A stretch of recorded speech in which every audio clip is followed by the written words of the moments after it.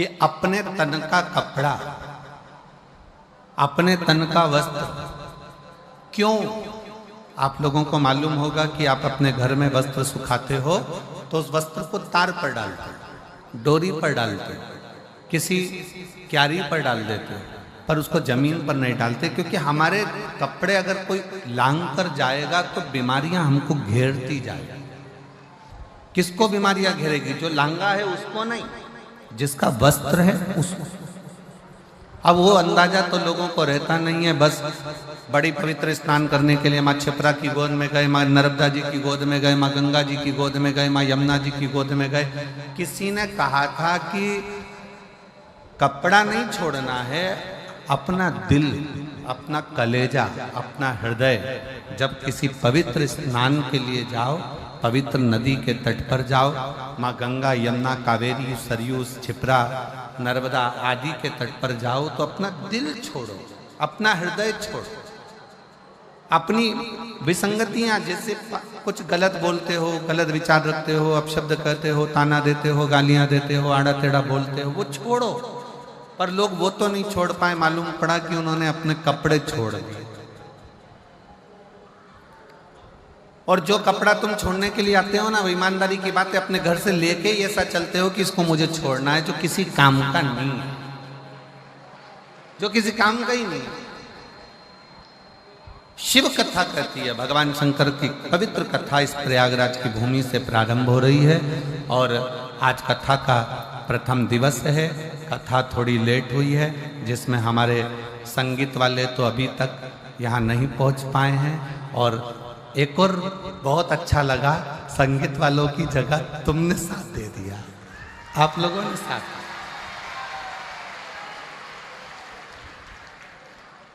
और बहुत अच्छा लगा कि संगीत वाले नहीं आए तो कम से कम आपकी ताली और आपकी आवाज, क्या बोल्ड तरह से बोले हो, नजर उतार वाले ने आपको, क्या जोरदार है। धन्य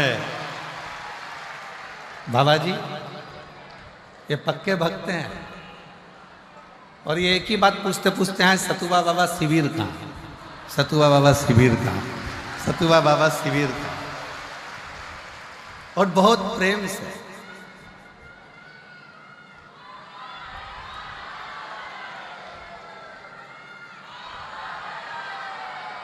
बहुत बोल, हर हर महा, सारी समस्या का हल,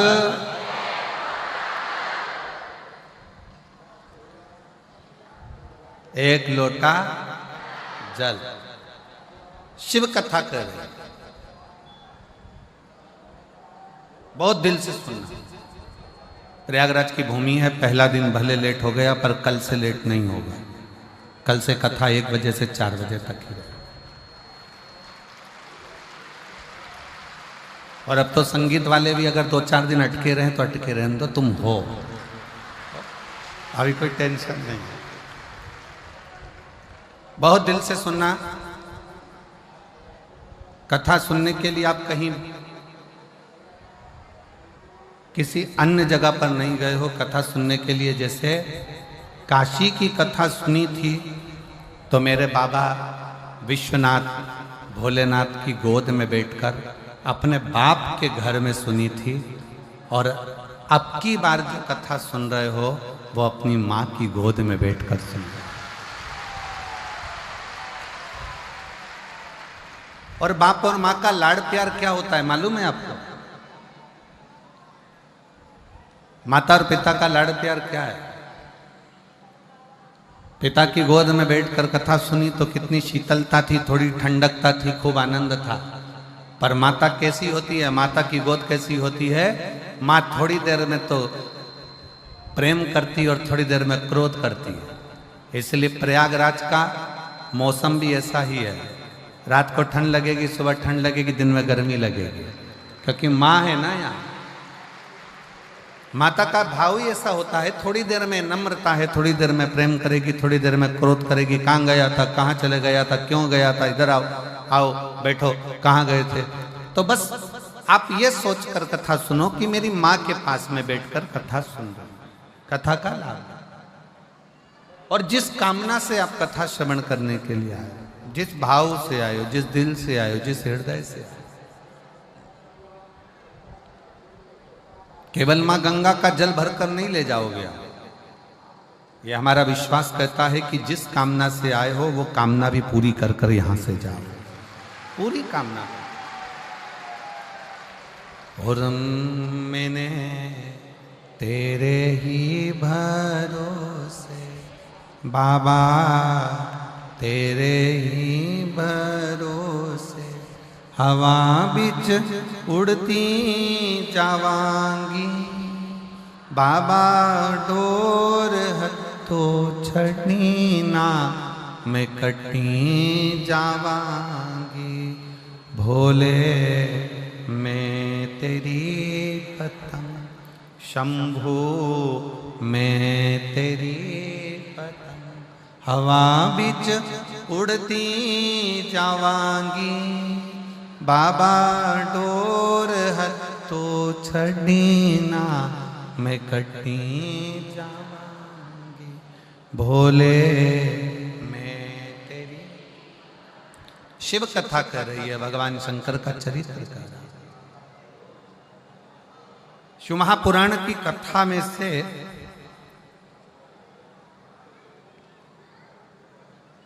इन 12 खंडों में से,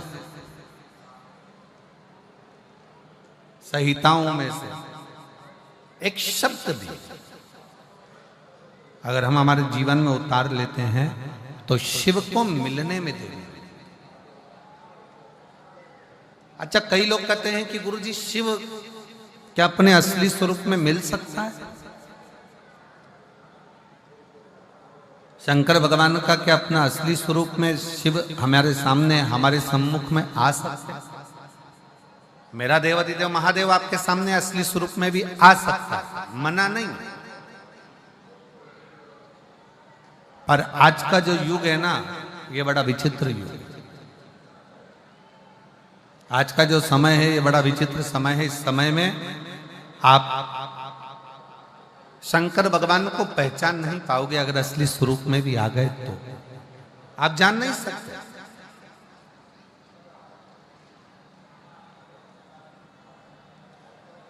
शिव अगर सत्यता के सम्मुख में सामने आकर प्रकट भी हो जाए, सामने आकर खड़े भी हो जाए, तो आप उसको पहचान नहीं पाओगे। आपके मन में आएगा, हो सकता है कोई बहरूपिया, हो सकता है कोई तिलक लगाया, हो सकता है कोई ने वेश बनाया, हो सकता है कोई स्वरूप धर कर आ गया। आप शिव को पहचानोगे तो शिव सामने कभी नहीं आते। आप सबके स्मरण में होगा, एक बार लंका का राजा रावण भगवान शंकर को ढूंढने के लिए निकला। और लंका का राजा रावण जब भगवान शिव को ढूंढने के लिए निकलता है, ढूंढते ढूंढते लंका का राजा रावण थक जाता है, थक गया और थककर चूर होकर बैठ गया।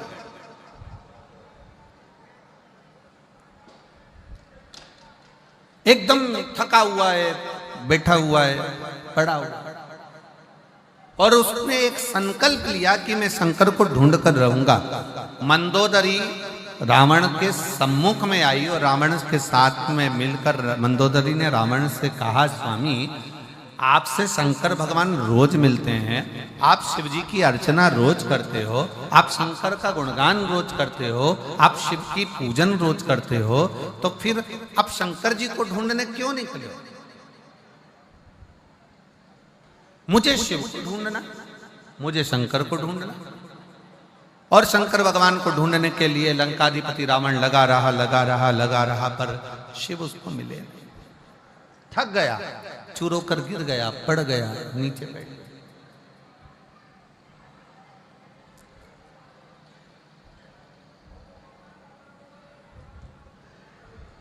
भगवान शिव को लगा मेरा भक्त है, मेरा भजन करने वाला है, मेरा स्मरण करने वाला। शंकर भगवान बोले, एक काम करो नंदी, जाओ जरा, और नंदी तुम जाकर लंकाधिपति रावण को समझाओ कि शिव को ढूंढने के लिए तुम मत करो, तुम एक काम करो कि जहां पर हो वहीं पर एक पार्थिव लिंग का निर्माण करो, और पार्थिव लिंग का निर्माण कर कर उसकी पूजन करो।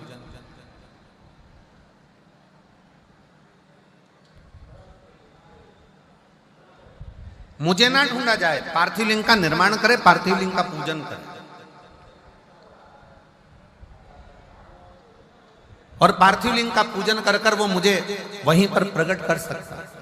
पर रावण कह रहा है कि मैं शिव को ढूंढने के लिए निकला हूं, पार्थिव लिंग का पूजन नहीं, स्वयं शंकर को अपने साथ में लेकर मैं लंका तक जाऊंगा, लंका तक पहुंचूंगा। मैं लंका तक जाऊंगा, लंका तक पहुंचूंगा। मैं पार्थिव लिंग का पूजन करने के लिए रोज करता हूं, मना नहीं, पर मैं पार्थिव पूजन आज शिव को ढूंढने के लिए नहीं करता। और रावण ढूंढते ढूंढते ढूंढते ढूंढते थक गया, पर शिव नहीं, शंकर नहीं। तब मंदोदरी ने रावण के हाथ का स्पर्श कराकर थोड़ी सी बालू मंदोदरी लेकर जाती है और मंदोदरी उस बालू से शिवलिंग का निर्माण करती है। केवल रावण के हाथ का स्पर्श कर कर बालू मंदोदरी लेकर जाती है और मंदोदरी ने पार्थिव शिवलिंग का पूजन करा, पार्थिव लिंग का पूजन करा, पार्थिव पूजन करी। और जैसे ही पार्थिव लिंग की पूजन मंदोदरी ने करी, इतनी देर में रावण के सम्मुख में भगवान देवाधिदेव महादेव तुरंत प्रकट हो जाते, स्वयं सामने आकर खड़े हो। अर्थात शिव महापुराण की कथा एक बड़ा सुंदर प्रसंग वर्णन करती है। लंकाधिपति रावण का ये प्रसंग कहता है कि घर का कोई सदस्य, परिवार का कोई सदस्य जब शंकर जी के पार्थिव लिंग का पूजन करता है या भगवान शंकर को एक लोटा जल चढ़ाता है, उसके घर का यदि एक सदस्य भी शिव के मंदिर तक जा रहा है,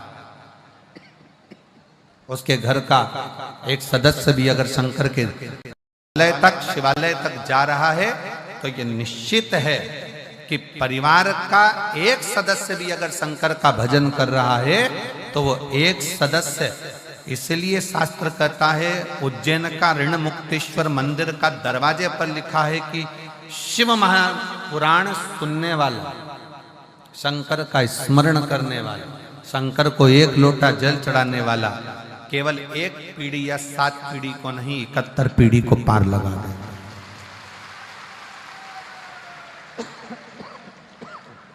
71 पीढ़ी को पार लगा। तो आप ये अंदाजे पे ना रहे, परिवार का यदि एक सदस्य भी, परिवार का एक व्यक्ति भी, परिवार का एक सदस्य भी अगर भगवान शंकर के मंदिर जा रहा है, शिवालय तक जा रहा है, देवालय तक जा रहा है। अब आप लोग कथा में आए हो, कहां पर आए हो? जम के बोलो जरा, कहां पर आए हो? जम के प्रयागराज।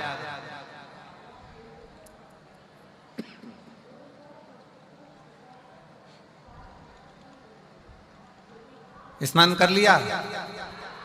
जम के बोलो जरा, हाउ, ठीक है। प्रणाम कर लिया? ठीक है।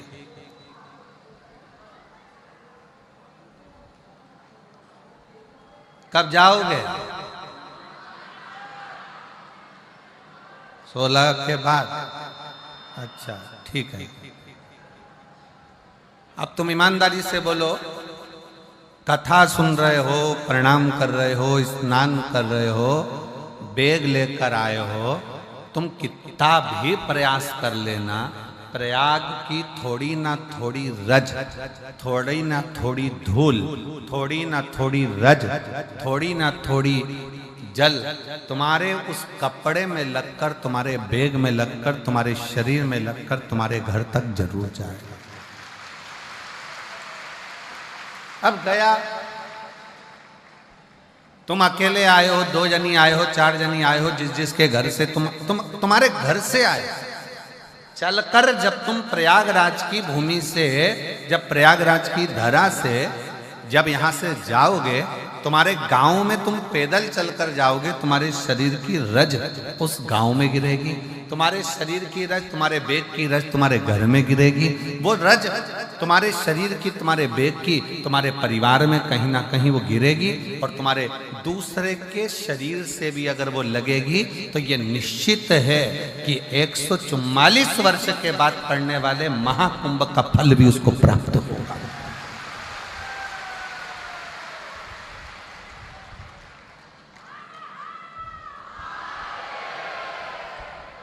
ये महाकुंभ का फल उसको प्राप्त होगा, ऐसा नहीं है कि उसको प्राप्त नहीं होगा।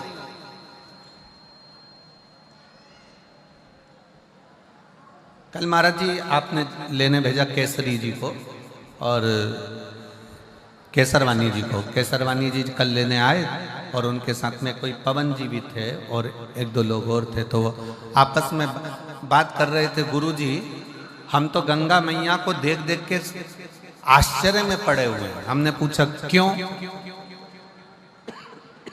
किस लिए, क्या कारण है? तो कहा महाराज जी एक तो लोगों का बैग, कपड़े, सामान और ऊपर से लोग यहाँ गंगा नहाकर जा रहे हैं तो साथ में भर के भी ले जा रहे हैं। अब हम रोज जो प्रयाग में रहने वाले हैं वो गंगा जी को रोज देखने के लिए, दर्शन के लिए आते हैं कि मैया कितनी कम हुई, मैया कितनी कम हुई, क्योंकि इतनी करोड़ों जनता लगभग कल तक का आंकड़ा था कि 50 करोड़ लोग नहाकर जा चुके हैं, स्नान कर जा चुके हैं।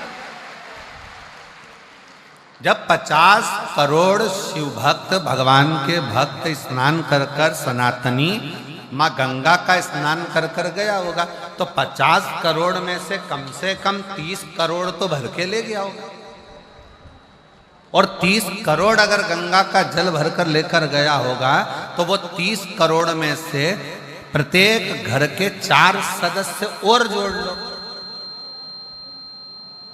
उनने भी उस गंगा का स्नान करा होगा, गंगा का दर्शन करा होगा, गंगा का स्पर्श किया होगा, प्रणाम करा होगा, नमन करा होगा। जरा विचार करो। तो कल केसरवानी जी कह रहे थे गुरुजी लोग गंगा भर भर कर ले जा रहे, भर भर कर ले जा रहे, भर भर कर ले जा रहे, पर हम देखते हैं कि गंगा तो ऐसी ही अपनी अविरल धारा में बहती चली जा रही है। हमने कहा केसरवानी जी यह गंगा मैया हमको सीख देती है कि तुम माँ के पास आए हो ना, तो माँ की कृपा कभी कम नहीं होती, वो बरसती ही रहती है और बढ़ती ही रहती है, वो देती ही रहती है।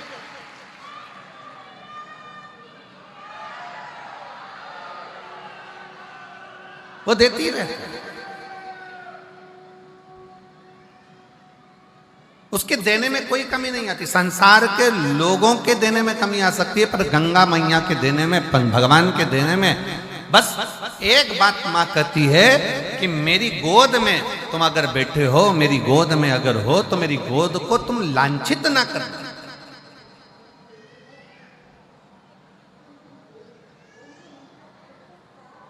और कितना कितना विधर्मियों ने इस प्रयागराज के कुंभ को बदनाम करने के लिए कितना कितना विधर्मियों ने चाल चली।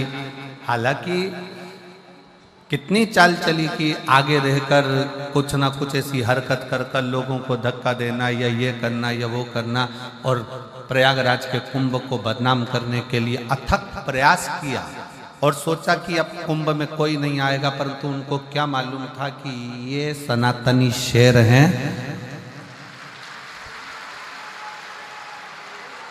लोग कहते हैं सनातनी सो रहा है, जिनकी सोच में यह भरा हुआ है कि सनातनी सो रहा है वो समझ लेना कि बेवकूफ है। वो बेवकूफता उसकी पागलपंती है जो कहता है कि सनातनी सो रहा है और हम सनातनियों को जगा रहे हैं। सनातनी कभी सोता ही नहीं है, और उसका नजारा अगर देखना है तो एक बार प्रयागराज की पवित्र भूमि पर आकर देखो, जो 50 करोड़ लोग नहा कर 50 करोड़ लोगों के घर पर पीला चावल नहीं भेजा था, 50 करोड़ लोगों के घर पर जाकर किसी ने निमंत्रण पत्र नहीं दिया था, पर वो 50 करोड़ लोग अपनी आस्था, विश्वास और श्रद्धा के साथ जय मां गंगे त्रिवेणी का संगम लेटे हनुमान जी की कृपा, बाबा का नाम लेकर बोल बम बोल बम बोल बम बोल बम बोल बम बोल बम बोलते बोलते बोलते बोलते सिर पर बैग तोलम सामान सारा चले जा रहे। 8 किलोमीटर, 5 किलोमीटर, 10 किलोमीटर, 12 किलोमीटर पैदल पैदल पैदल पैदल चले जा रहे। और पूरा प्रयाग जितने प्रयाग के रहवासी हैं, जितने प्रयाग के रहवासी हैं, इन प्रयाग में जिन्होंने अपने अपने पक्के मकान बनाकर रखे हैं, जिस प्रयाग के रहवासी जो इस प्रयाग में रहते हैं, मैं उनके चरणों को अगर धो धो कर भी पीऊं तो कम पड़े। इस प्रयाग के रहवासियों ने अपने अपने दरवाजे खोल दिए, अपना अपना घर खोल दिया। प्रयाग के रहवासियों के छोटे छोटे झोपड़े, छोटे छोटे मकान उन्होंने खोल दिए। हमको कल कोई बता रहा था कि प्रयाग की एक महाराज जी, एक प्रयाग का कोई विश्वकर्मा परिवार का एक छोटा सा टीन का मकान है, जिसमें उसके बच्चे रहते हैं, चार बहुएं रहती हैं, परिवार रहता है।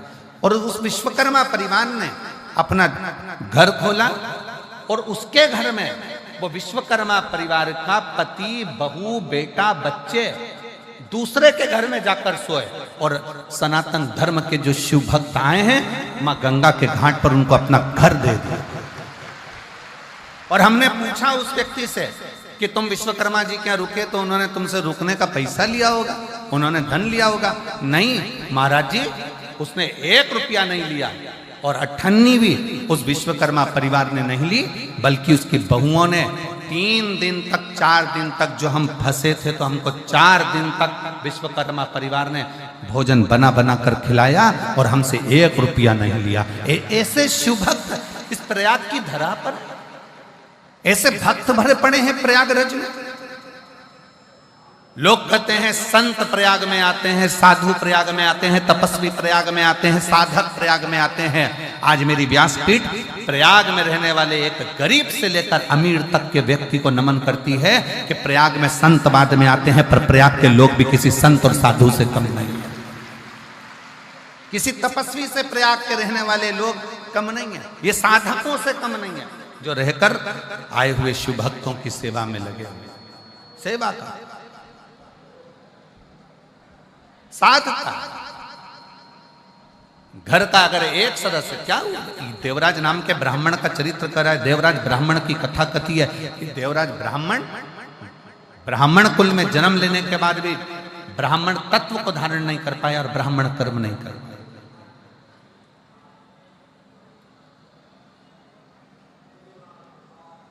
ब्राह्मण कर्म नहीं कर पाया। एक पर स्त्री के कहने पर उस स्त्री को एक राज घराने की रानी का हार पसंद आ गया और उस हार को लेने के लिए वो देवराज ब्राह्मण चोरी करने गया और उसके पीछे राजा के दूत लगे। भागता भागता, छिपता छिपाता, शरीर में ताप पड़ने के कारण, शरीर में कष्ट होने के कारण शंकर जी के मंदिर में चले गए, शिवालय। क्यों गया? किस लिए गए?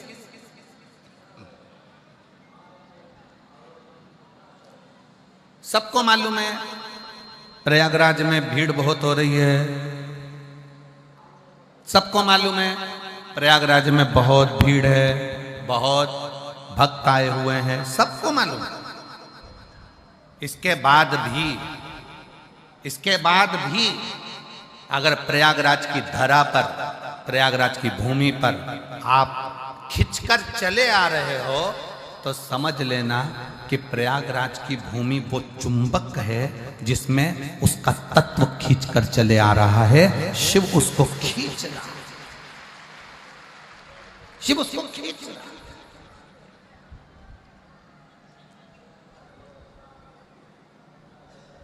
अब इतना बड़ा प्रयाग और इतने बड़े प्रयाग में 21 नंबर सेक्टर ढूंढना, पीपा पुल नंबर 1 ढूंढना, सतुआ बाबा का शिविर ढूंढना महाराज जी, और इतने बड़े प्रयाग में ढूंढते ढूंढते ढूंढते ढूंढते और तुम सब सतुआ बाबा शिविर को ढूंढते ढूंढते ढूंढते तुम यहाँ पहुंच जाना।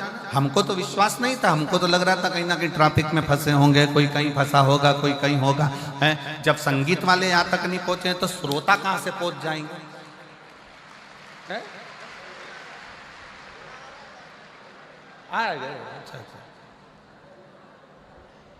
बाबा जी कह रहे संगीत वाले भी 10 मिनट में पहुंच जाएंगे। अब श्रोता जरा विचार करो, जब संगीत वालों को आने में टाइम हो गया तो श्रोता कैसे पहुंच सकते हैं? पर समझ में आया ये ओरिजिनल है, ये ओरिजिनल है।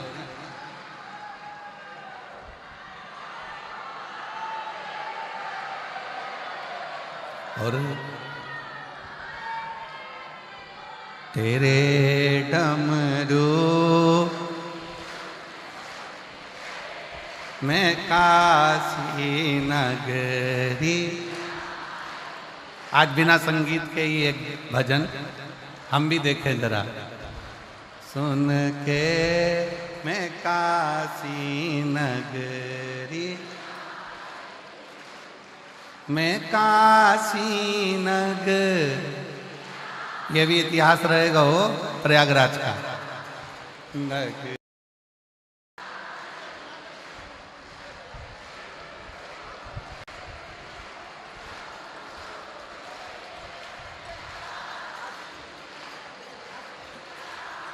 राधे हमारा भजन है ना, तेरे डमरू की धुन से चला दे।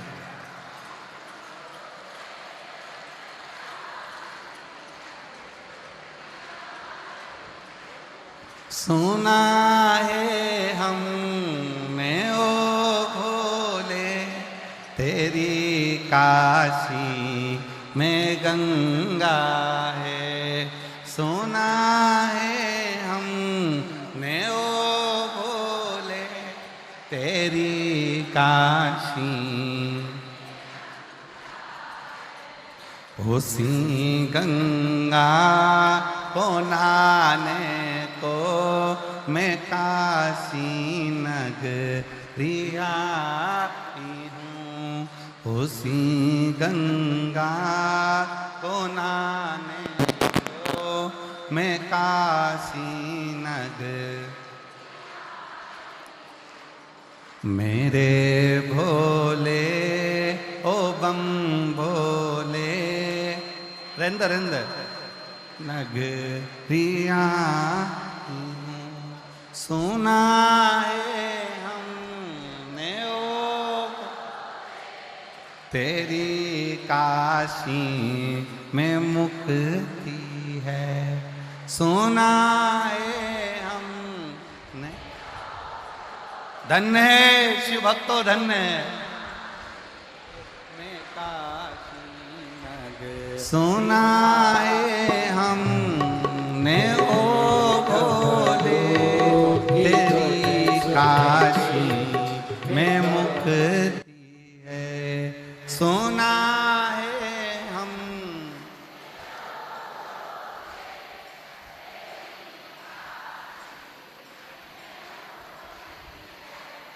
उसी मुक्ति को पाने को मैं काशी नगरी आई हूँ।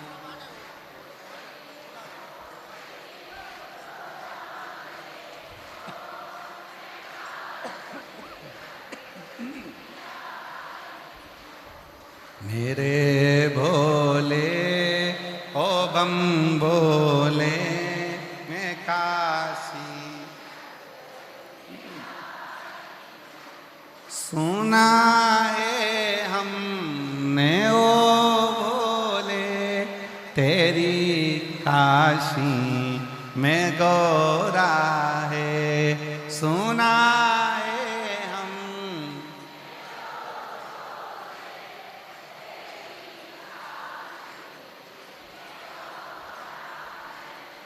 उसी गौरा को पाने को मैं काशी नगरी आई हूँ। उसी गौरा को पाने को मैं काशी। मेरे भोले ओ बम भोले मैं काशी नगरी।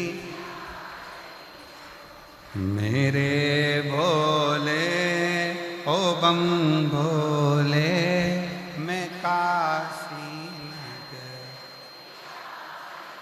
हर हर महा।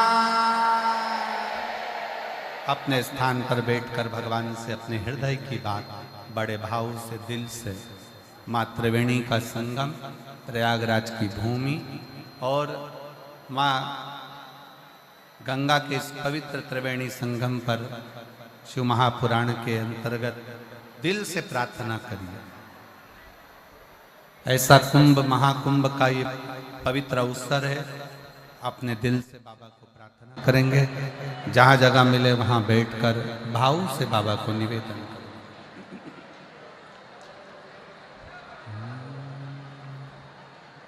श्री शिवा नमस्तुभ्यं,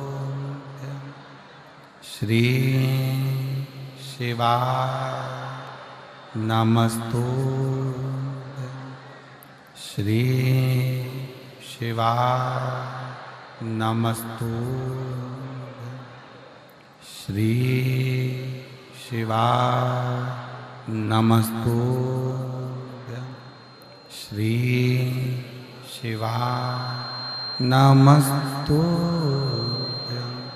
भोला सब दुख काटो म्हारा, ओ भोला सब दुख काटो। शिव शंकर जपूं तेरी माला, भोले बाबा जपूं तेरी माला। भोला सब दुख काटो, ओ भोला सब दुख काटो। वेश है मंगल मंगलकारी,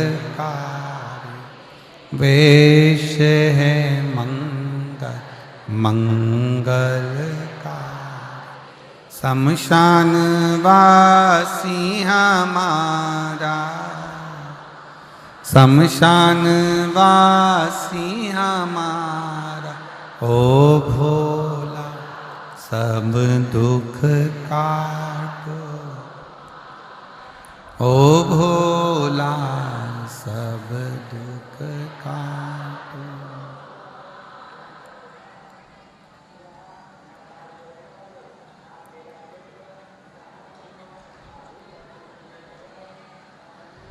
भगवान देवादिदेव महादेव, भगवान शिव,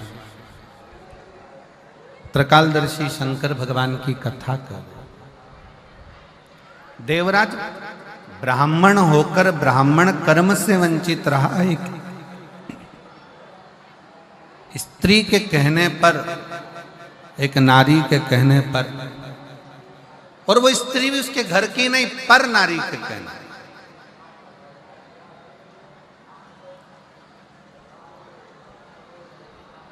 रानी का हार चुरा कर लाया, चोरी का धन लेकर जा रहा था। शरीर में ताप पड़ गया, और शरीर में जब ताप पड़ा तो सोचा कि ठंड लग रही है, शरीर में ताप पड़ रहा है, ठंड लग रही, कहां जाऊं कहां जाऊं। गया शिवालय में शंकर भगवान के मंदिर में। कैसे पहुंच जाता? शिव महापुराण की कथा एक बात कहती है कि शंकर भगवान की कथा में शिवालय तक, शिव मंदिर तक व्यक्ति अगर साधारण है, शिव मंदिर तक पहुंचना बड़ा मुश्किल है।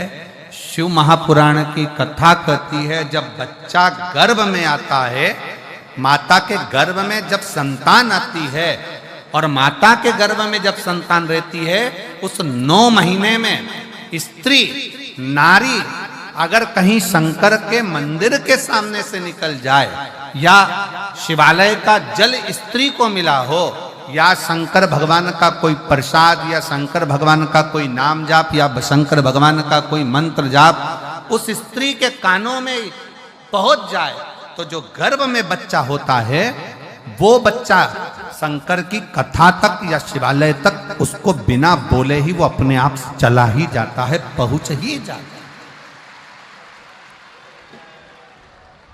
उस गर्भ में रहने वाले बच्चे को भगवान शंकर के मंदिर के सामने से भी कोई गर्भवती स्त्री निकल कर चली जाती है तो उसका भी फल उसको प्राप्त हो जाता है। उसका भी फल उसको प्राप्त हो जाता है। और वो फल साधारण नहीं होता। आप सब जितने कथा में बैठे हो, शिव महापुराण की कथा को श्रवण करने के लिए बैठे, आप कोई साधारण हो क्या? अच्छा, एक बात कही है, चुंबक को कागज पर चिपकाएंगे, चिपकेगी? जम के बोलो जरा। प्लास्टिक की कुर्सी पे, लकड़ी पर, चुंबक एल्युमिनियम, पीतल, अन्य पर नहीं चिपकती। चुंबक हमेशा लोहे पर ही चिपकेगी। जो चिपकने वाला है उसी पर चुंबक चिपकती है। उसी तरह शिव महापुराण की कथा यह प्रयागराज की पवित्र धरा पर, त्रिवेणी के संगम पर हो रही है। इस कथा में वही आकर चिपकेगा, वही जाकर बैठेगा जो शंकर भगवान का अपना खुद का है, जो शिव से दूर हो गया तो शिव ने अपने करीब में लिया। जिसको भगवान शंकर अपने करीब में लेकर आ रहे हैं, भगवान शिव जिसको नजदीक में लेकर, ये कोई सादर एक पत्र है, देखिए।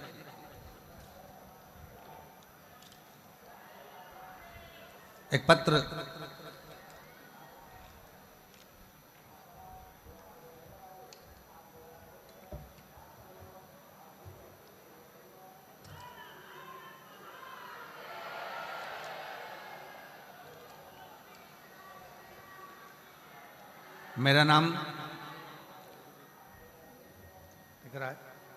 मेरा नाम गीता यादव, हम लखनऊ से आए हैं। कहीं बैठे हो गीता यादव जी? अगर कहीं बैठी हो तो हाथ हिला सकती हैं। आप ही हैं? आ जाओ, एक बेलपत्र ले जाना, आ जाओ, धीरे से आओ। मेरा नाम गीता यादव है, हम लखनऊ से आए हैं। मेरा मोबाइल नंबर ये है। मेरे ससुर जी के वॉशरूम पेशाब बंद हो गया था। जब डॉक्टर को दिखाया तो डॉक्टर ने जांच कर कर रिपोर्ट जो निकाली गई तो कहा गया कि इनको कैंसर है और पेशाब नली में गांठ पड़ गई। कैंसर का शब्द सुनकर जांच में कैंसर आया, दूसरी जगह जांच कराई उसमें भी कैंसर आया, तीसरी जगह जांच कराई उसमें भी कैंसर आया। तब आखिरी में मन रोने लगा कि ये साधारण परिवार के हैं और ये बीमारी कैसे आई। तब गुरुदेव, मेरी सासू मां ने बोला कि आप चिंता मत करो, डॉक्टर ने बोला है ना कैंसर है, चिंता नहीं करना। वो सीहोर वाला महाराज कहता है कि शिव पर चढ़ाया गया एक लोटा जल सारी समस्या का हल है। और अगर मन में सोचोगे कि बीमार हो तो बीमार होते चले जाओगे। मन में सोच लिया कैंसर हो गया, कैंसर हो गया, कैंसर हो गया, तो कैंसर बढ़ता चले जाएगा। अब तुम सोचो कि कैंसर है ही नहीं, दवाई खाओ डॉक्टर की, क्योंकि वो सीहोर वाला महाराज कहता है कि डॉक्टर शिव का एक रूप होता है। तो डॉक्टर की दवाइयां खाओ, जांचें कराओ। सास कहती है मैं शंकर के मंदिर जाऊंगी, जल चढ़ाकर लाऊंगी। हम बहुएं मंदिर जाने लगी, सास मंदिर जाने लगी, जल चढ़ाकर लाने लगी। उसी समय पर मंदिर से 4 दिन बाद एक महिला कहती है कि मेरे पास सीहोर का रुद्राक्ष रखा है, मैं तुमको देती हूँ। हमें 4 दिन बाद सीहोर का रुद्राक्ष मिल गया। तांबे के कलश में गलाना, शिव जी को जल चढ़ाना, ससुर जी को पिलाना। दूसरी बार डॉक्टर ने कहा तब फिर जांच के लिए आना। हमने फिर वापस जांच कराई और जांच कराने पर पता चला कि मेरे ससुर के शरीर में कोई कैंसर नहीं है।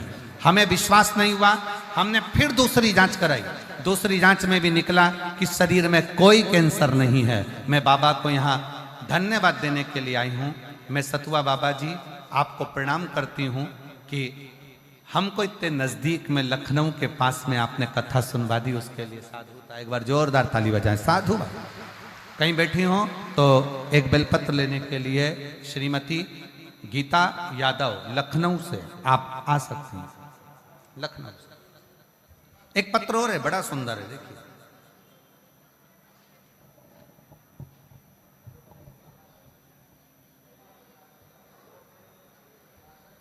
कविता पति राजेंद्र प्रसाद शुक्ला, जिला बोकारो, झारखंड की हैं। कहीं बैठी हो तो हाथ हिला सकती हैं। कविता पति राजेंद्र प्रसाद शुक्ला, जिला बोकारो, झारखंड। कहीं बैठी हो तो हाथ हिला सकती हैं। जिला बोकारो, झारखंड से आई हैं। अगर कहीं बैठी हो तो अपना हाथ हिला सकती हैं। गुरुजी, मैं बाबा का क्या वर्णन करूं? मुझसे कोई पूछे कि क्या बाबा सच में सुनता है, तो मैं डंके की चोट पर कह सकती हूं कि हाँ, मेरा बाबा सुनता है। गुरुजी, मेरी 3 बेटियां, 1 बेटा है। हमारी आर्थिक स्थिति अच्छी नहीं थी। इनकी पढ़ाई लिखाई और शादी को लेकर हमें चिंता होती थी। मेरी बड़ी बेटी 2 साल से सरकारी नौकरी की तैयारी कर रही थी, पर अंतिम में उसका सिलेक्शन नहीं हो पा रहा था। एक बार मेरी बहन से मुझे शिव महापुराण कथा के बारे में पता चला। फिर हमने आस्था चैनल पर कथा सुनना शुरू किया। मेरी बेटी भगवान में नहीं मानती थी। फिर फरवरी 2024 में जो भगवान शिव का मंदिर है झारखंड में, मेरी बेटी ने आपकी कथा सुनकर मंदिर जाना प्रारंभ करा। वो शिव को नहीं मानती थी, वो भगवान को नहीं मानती थी। मेरी दूसरी बेटी ने भी शंकर के मंदिर में जाना प्रारंभ करा। दोनों बेटियां शिव के मंदिर जाती, जल चढ़ाती, पूजन करती, आराधना करती। बेटी का एग्जाम आया। उस एग्जाम में बेटी का सिलेक्शन नहीं हुआ। सिलेक्शन नहीं हुआ तो मन दुखा कि वो सीओर वाले महाराज कथा कहते हैं, पर मुझे तो समझ में नहीं आया, मेरा सिलेक्शन नहीं हुआ। मैंने अपनी बेटी से कहा, सीओर वाला महाराज कहता है कि मेहनत को 4 गुना करो, अपने परिश्रम को बढ़ाओ, और अगर आपका कर्म अच्छा है, मेहनत अच्छी है, तो सफलता मिलेगी। मेरी बेटी ने आपके कहने पर अपनी पढ़ाई को 4 गुना बढ़ा दिया। और फिर मेरी बेटी ने 4 गुना पढ़ाई बढ़ाकर बेलपत्री पर शहद लगाकर एग्जाम देने के लिए चली गई। और बेलपत्री पर शहद लगाकर जब एग्जाम देने के लिए गई, तब अक्टूबर में फिजिकल मेडिकल सब क्लियर कर कर मेरी दोनों बेटियों ने बाबा की कृपा से CISF में उनको सर्विस प्राप्त हो गई। मैं बाबा को प्रणाम करने के लिए आई। अगर कहीं बैठी हो, कविता पति राजेंद्र प्रसाद शुक्ला, जिला बोकारो, झारखंड की हैं, बैठी हो तो एक बेलपत्र लेने के लिए आ सकती हैं।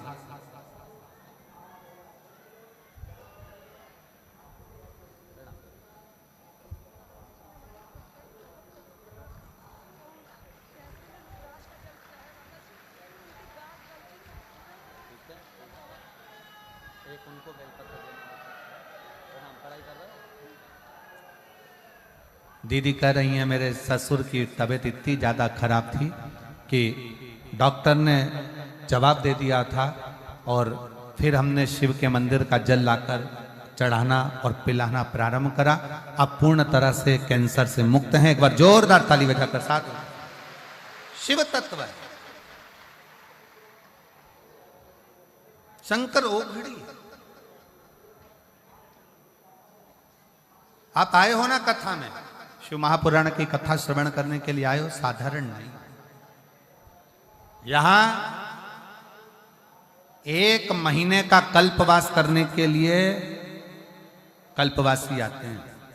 आपको मालूम है कि नहीं मालूम? जम के तो बोलो। 1 महीने का कल्पवास करने के लिए कल्पवासी आते हैं, और 1 महीना पूरा कल्पवास माघ महीने का करते हैं और चले जाते हैं। ये केवल महाकुंभ से नहीं, प्रति वर्ष आते हैं। हर वर्ष, प्रति वर्ष कल्पवास करने के लिए कल्पवासी आते हैं। 1 महीना रुकते हैं, फिर जाते हैं। पर अब की बार मेरे बाबा ने इतनी कृपा करी कि कल्पवास के तो मेरे बाबा ने ऐसी करुणा कर दी कि 7 दिन शिव महापुराण की कथा देकर आपको भी कल्पवासी बनाया। 10 तारीख से 16 तारीख तक बाबा ने ऐसी कृपा कर दी कि माँ गंगा की गोद में रहना, शिव महापुराण की कथा सुनना, मान भिक्षा का पान करना, मांग भिक्षा का पान करना, गंगा का स्नान करना, त्रिवेणी का स्नान करना, माँ गंगा यमुना सरस्वती का आनंद लेना, दर्शन करना और शिव महापुराण की कथा सुनना। 7 दिन हम पूरा 1 महीना कल्पवास नहीं कर सकते, तो प्रयागराज वालों के तो भाग्य खुल गए, कम से कम 7 दिन रहकर ये कल्पवास का सुख प्राप्त हो। शिव नाम, भगवान शंकर की शरणागति, भगवान शंकर का भजन, भगवान शंकर की स्तुति, भगवत नाम और प्रभु का नाम लेना ही मूल है। कल्पवास का मतलब ही क्या है? परमात्मा का भजन करना, नाम लेना, स्मरण करना, उनके नामों का उच्चारण, प्रभु नाम में डूबे। और शंभु शरणे मांगू घड़ी रे घड़ी, दुख काटो दया करी ने दर्शन आपो। शंभु शरणे पड़ी मांगू घड़ी रे घड़ी, दुख काटो दया करी ने दर्शन। भगवान शिव के नाम का उच्चारण, भगवान शंकर की भक्ति, भगवान शंकर का मंत्र जाप, स्मरण करो। सात दिन रहकर भगवान की भक्ति में डूबे। घाट पर ज्यादा भीड़ हो ना, ज्यादा भीड़ हो, बिल्कुल जब सब भीड़ चली जाए, गंगा यमुना मैया अकेली रहे, तब शांति से चले जाओ, स्नान कर कर आ जाओ। भीड़ वाली जगह पर अपने को जाना ही नहीं। नहा रही हो ना, शिव पुराण की कथा चल रही है, सुन रहे हो ना, पास में गंगा है तो वहां स्नान कर लो, यमुना जी वहां स्नान कर लो, सरस्वती जी वहां स्नान कर लो। कोई जरूरी है कि त्रिवेणी के घाट में जाकर नहाओगे तो ही पूरा पुण्य मिलेगा? पूरा प्रयाग त्रिवेणी है, पूरा प्रयाग त्रिवेणी है, जहां स्नान करते बन जाए वहां कर, पूरा प्रयाग।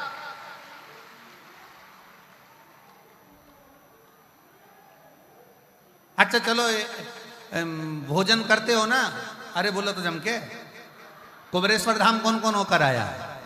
चलो रख लो हाथ नीचे।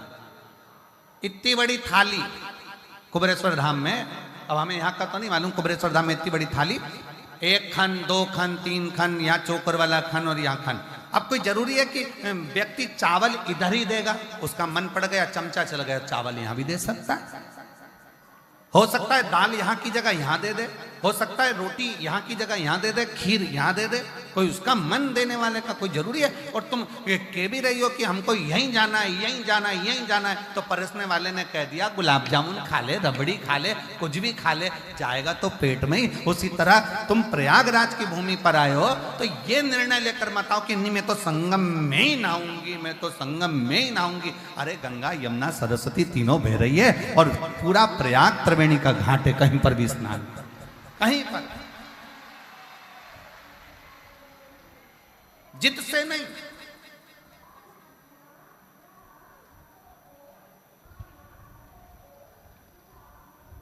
गंगा नहाने का तो एक कितना बड़ा नियम बताया कि किसी को ठोकर देकर भी गंगा नहीं नहाई जाती, मालूम है आपको? ठोकर से मतलब सिर पे पल्लू ले लिया, चली गंगा 2-4 को धम्म से डोलती डोलती और फिर जाई गंगा मैया, गंगा मैया, गंगा मैया।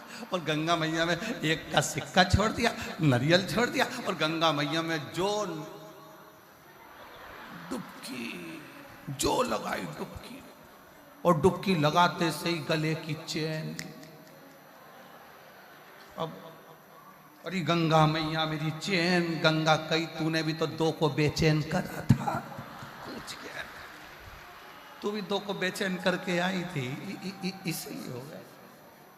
दिल से स्नान करो, मना नहीं, पर जहां जहां सरलता सहजता। ये 7 दिन भले लोग कहें कि माघी पूर्णिमा 12 तारीख को हो जाएगी कल्पवासी, परंतु हमारे शिव भक्तों के लिए, हमारे शंकर के भक्तों के लिए, शिव तत्व के लिए त्रिवेणी के घाट पर ये 7 दिन का कल्पवास मिला है। इसको आनंद से करो, ये आनंद का मिला, इसको खूब करो, दिल से करो, स्नान आदि भजन कीर्तन पूजन सब करो।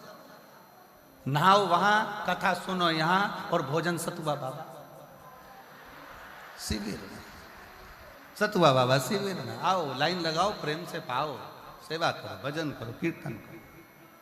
और हम तो बाबा के भरोसे, कहाँ गई? हम तो बाबा के भरोसे चलते हैं, ये दुनिया वाले जलते हैं, ये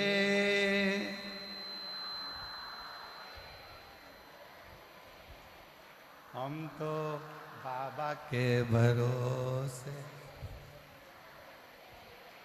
हम तो बाबा के,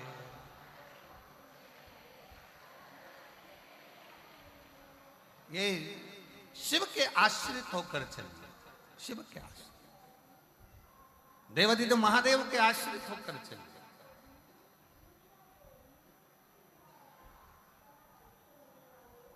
बाबा ने हमको चलना सिखाया, बाबा ने हमको चलना, सब भक्तों से मिलना सिखाया, सब भक्तों,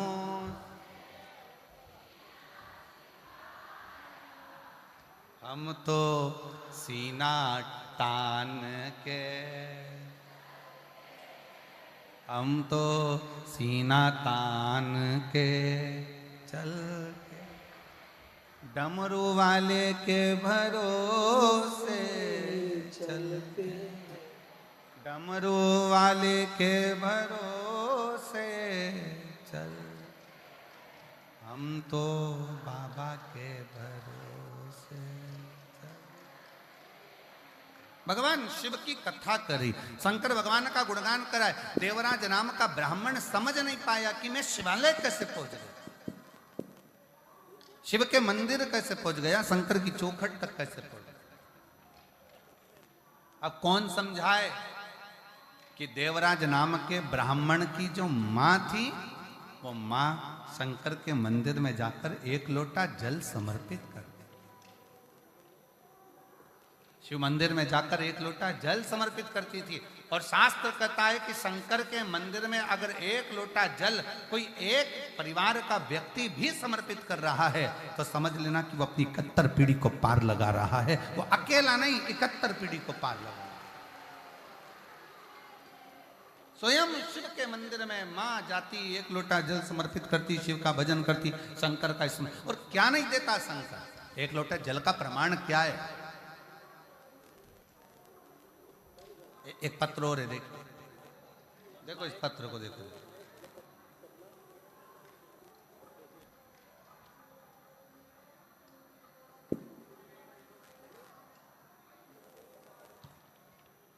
मेरा नाम पूनम त्रिपाठी, पति का नाम अनिल कुमार त्रिपाठी, बैरागी का पुरवा खागा फतेहपुर की है। कहीं बैठी हो तो हाथ हिलाइएगा। मेरा नाम पूनम त्रिपाठी, पति का नाम अनिल कुमार त्रिपाठी, बैरागी का पुरवा खागा फतेहपुर। कहीं बैठी हो आ जाइए, बेलपत्र ले जाना, आ जाओ आ जाओ। खागा फतेहपुर का गुरुदेव, सबसे पहले मैं सतुआ बाबा जी को प्रणाम करती हूँ कि उन्होंने हमको इस प्रयागराज की भूमि पर कथा सुनने का सौभाग्य दिया। गुरुदेव, आने में डर लग रहा था, पर सतुआ बाबा जी का नाम आया और शिव का नाम आया तो हम ये प्रयागराज की भूमि पर आ गए और कथा श्रवण करने के लिए गए। गुरुदेव, विश्वनाथ जी की पवित्र भूमि पर सतुआ बाबा जी की गौशाला में वहाँ कथा सुनी थी। तब से बाबा जी को हम जाने और फिर ये कथा को श्रवण करने के लिए यहाँ आए। गुरुदेव, मेरी बेटी की नौकरी नहीं लग रही थी, उसका रिजल्ट नहीं आ रहा था। हम लोग काशी विश्वनाथ मंदिर दर्शन करे, बाबा जी की यहाँ कथा श्रवण करी उसके बाद मेरी बेटी ने कहा हो सकता है मम्मी अब मैं एग्जाम दूंगी तो हो सकता है कि उसका रिजल्ट आ जाए, पर मेरी बेटी का उस समय पर भी रिजल्ट नहीं आया। वो हताश हो गई। उसने कहा माँ, सियोर वाले महाराज तो कहते हैं कि बाबा की कथा होती है और बाबा देता है तो 3 महीने में भंडार जरूर भरता है। पंडाल में बैठकर कथा श्रवण करने वाले की झोली कभी खाली नहीं रहती, वो सियोर वाले महाराज जी कहते हैं। फिर माँ मेरा काम क्यों नहीं हुआ? तब मैंने अपनी बेटी से कहा अब की बार फिर एग्जाम दे और मेरे बाबा पर छोड़ दे। अब की बार मेरी बेटी ने 1 लोटा जल चढ़ाना और बाबा पर आश्रित होना और बाबा का भजन करना प्रारंभ करा। जब वो एग्जाम देने के लिए गई, शहद पर बेलपत्र पर शहद लगाकर बाबा को चढ़ाकर बाबा के आश्रित होकर चली गई। मैं गुरुदेव बाबा को धन्यवाद देने के लिए आई हूं कि 26/12/2024 को मेरी बेटी का रिजल्ट आ गया और बिहार इंटर कॉलेज की प्रवक्ता के रूप में मेरी बेटी का ज्वाइनिंग मिल गया। मैं बाबा को यहाँ प्रणाम करने के लिए आई हूँ। शिव शिव है। दुनिया की निगाह में भले रहता हो कि शिव महापुराण की कथा तो रोज होती है, शिव महापुराण की कथा तो अपन श्रवण करते हैं, पर आप श्रवण करने के लिए अगर पंडाल में बैठे हो, श्रवण करने के लिए यदि आए हो, तो इतना भी अंदाजा लगा कर रखना कि मेरा शंकर तुम्हारी झोली, तुम्हारा बैग खाली नहीं भेजेगा, वो भर कर जरूर भेजेगा। वो भेजे। बोल बम का नारा है, सारी समस्या का हल। कोई लेट बनता है, कोई जल्दी बनता है, पर शिव को जल चढ़ाने वाला एक दिन सेठ जरूर बनता। आप शिव के आश्रित देव समझ नहीं। और देवराज नाम का ब्राह्मण अपनी माता के अनुकूल, जो माँ जल चढ़ाती थी उसकी कोई पुण्याई सामने आई होगी और उस पुण्याई के अनुसार, उस पुण्याई के बल पर, उस पुण्याई की प्रबलता में बाबा ने ऐसी कृपा करी कि देवराज के शरीर में कष्ट हुआ और देवराज शंकर के मंदिर पहुंच गए। दुबक कर बैठ गया। शरीर में ताप है, शरीर में ताप।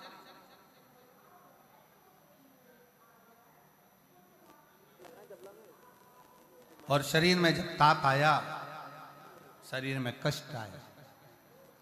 जैसे ही शिव महापुराण की कथा चल रही थी, 2 क्षण की शिव पुराण की कथा उसके कानों में, देवराज के कानों में चली गई और इतने में कथा जाते ही थोड़ी देर बाद महात्मा जी चिल्लाए हर हर। जैसे ही महादेव कहा, देवराज को लगा कि मेरे सर में तो दर्द है, ऊपर से महाराज जी चिल्ला रहे हर हर महादेव, हर हर महादेव, हर हर महादेव। कैसे हो, कैसे हो?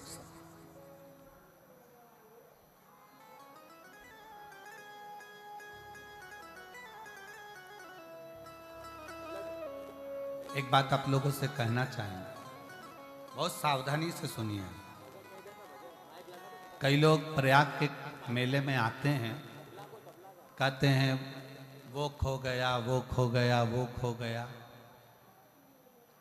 अगर शिव पर आश्रित होकर आए हो ना, शंकर पर भरोसा कर कर आए हो, जब बेलपत्री चढ़ाने वाला मध्य भाग को पकड़कर चढ़ाता है, मैं समझ जाता हूं कि इसकी ग्रह दशा के अंतर्गत घर में इसको चिंता बहुत है। जब बेलपत्री 2 पत्तियों का स्पर्श कर कर चढ़ाता है, मैं समझ जाता हूं संतान के रोग और बीमारी का तकलीफ है। जब बेलपत्री बीच की पत्ती को पकड़कर वो मुझे समर्पित करता है, मैं समझ जाता हूं इसको वैभव और धन की कमी है। जब बेलपत्री थोड़ी सी भी गीली होती है, जब वो चढ़ाता है, मैं समझ जाता हूं कि इसके तन में कोई रोग समाया हुआ है। बेलपत्री में कोई डूट पीछे रह जाता है और ये समर्पित करता है, मैं समझ जाता हूं अदालत का कोई केस चल रहा होता है।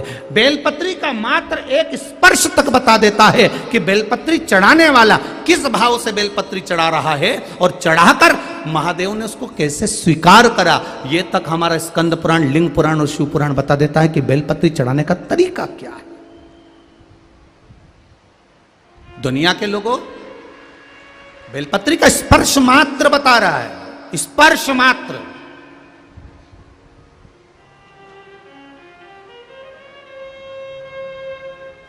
केवल स्पर्श। क्यों? घर के मंदिर में और बाहर के शिवालय में, बाहर के मंदिर में एक अंतर होता है। घर के मंदिर में और बाहर के मंदिर में एक अंतर होता है। घर के मंदिर में जो शंकर का शिवलिंग होता है उसके ऊपर जलाधारी नहीं लगाना पड़ती। क्या नहीं लगाना पड़ती है? देखिए आपने, किस किस ने देखी है? हाथ उठाओ। देखिए आप लोगों ने, वो शिव जी के शिवलिंग पर बूंद बूंद जो पानी टपकता ना ऊपर से, जलाधारी रखी रहती है। घर के मंदिर में जलाधारी की जरूरत नहीं पड़ती है, पर बाहर, घर के बाहर जो शिवालय हैं, मंदिर हैं, उसमें जलाधारी की जरूरत पड़ती है। जलाधारी की जरूरत पड़ती है। घर के मंदिर में जलाधारी नहीं चाहिए।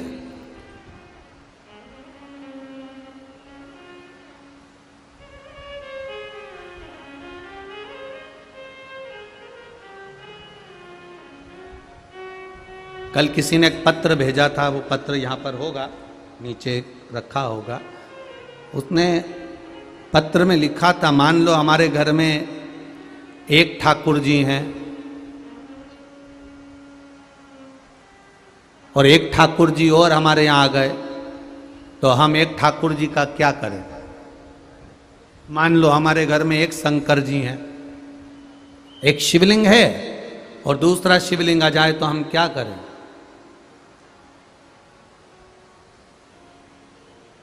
मना किसने करा है? शिवलिंग ठाकुर जी दो भी हो गए तो कोई बात नहीं, शंकर जी दो हो गए, तीन हो गए, कोई बात नहीं, कोई बात नहीं। शिव शिव सब एक है, ठाकुर ठाकुर सब एक है। राम जी की 10 मूर्ति भी हो जाए तो राम राम एक है। भागवत के पुराण तुम्हारे घर में 4 भी हो जाए तो भागवत पुराण एक है। रामायण तुम्हारे घर में 10 हो जाए पर रामायण एक है, एक है। क्या घर में 2 ठाकुर जी रख सकते हैं? क्या घर में 2 शिवलिंग रख सकते हैं? रखो। मना किसने करा कि मत रखो?